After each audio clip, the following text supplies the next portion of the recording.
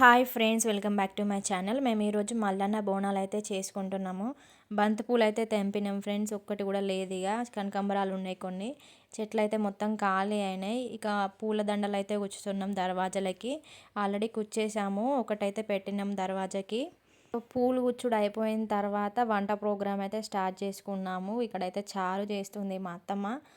ఇంకా కూరగాయలు అయితే ఉన్నాయి, గుమ్మడికాయ, వంకాయ, పచ్చిమిర్చి.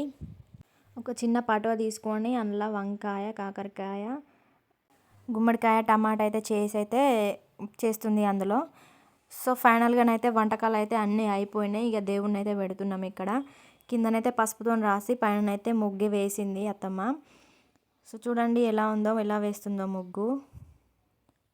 సో అన్నైతే రెడీ పెట్టేసుకున్నాం. కొబ్బరికాయ, పసుపు, పిండి, కుంకుమ, మోతకాకులు అన్నీ ఒక దగ్గర అయితే పెట్టుకున్నాం. ఇవన్నీ అవసరం పడతాయి ఇప్పుడు పూజ చేయడానికి. బోనం కుండలను అయితే పూజిస్తుంది అత్తమ్మ ఒక్కొక్కటి. ఇది ఫస్ట్ది. దానికి కొంచెం పసుపు రాసి దానిపైన ముగ్గు పసుపు గీతలు లాంటివి వేస్తుంది. చూడండి ఎలా రాస్తుందో. మీ సైడ్ ఇలానే చేస్తారా? చేస్తే ఒకవేళ కామెంట్ చేయండి.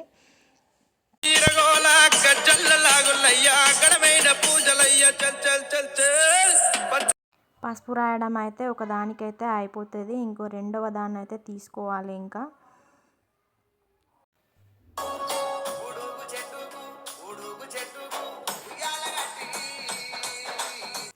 రెండవ బోనంని కూడా పూజించడం అయితే అయిపోతుంది. సో ముందుగా అయితే పసుపు తీసుకొని అందులో కొంచెం నూనె వేసి అయితే రెండింటికైతే రాసింది. తర్వాతనైతే పసుపుతోని దానిపైన ముగ్గులు వేస్తుంది.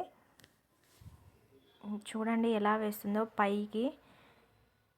అలానే పిండి, ఆ తర్వాత కుంకుమతో కూడా వేస్తారు. మీ సైడ్ కూడా ఇలానే వేస్తారా? వేస్తే కామెంట్ చేయండి. మా సైడ్ అయితే ఇలానే సెలబ్రేషన్ చేసుకుంటాను. నేనైతే ఫస్ట్ టైం చూస్తున్నాను. మ్యారేజ్ అయిన తర్వాత ఫస్ట్ టైం బోనాలకైతే అటెండ్ అయ్యాను నేనైతే.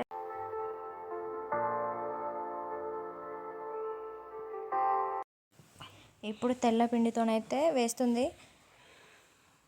పొడవు నిలువు గీతలు అంటారు, మరి వీటిని ఏమంటారో కూడా తెలియదు ఫ్రెండ్స్. నాకు ఫస్ట్ టైం చూస్తున్నా నేను. మా అమ్మ వాళ్ళ సైడ్ అయితే మల్లన్న బోనాలు లేవు, అత్తమ్మ వాళ్ళ సైడ్ కాబట్టి ఫస్ట్ టైం చూస్తున్నా. ఇప్పుడు కుంకుమతో వేస్తుంది, చుట్టూ వేస్తుంది చూడండి.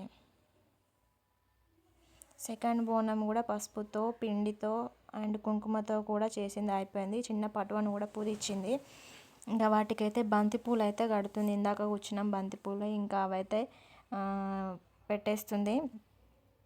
రెండింటికైతే అయిపోయింది. ఇంకా చిన్న పాటవకు కూడా బంతిపూలు కడుతుంది.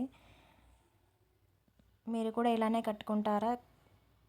సో ఫైనల్గా అయితే మల్లన్న బోనాలు అయితే రెడీ అయిపోయినవి. ఇంకా పూజ చేసుకోవడమే.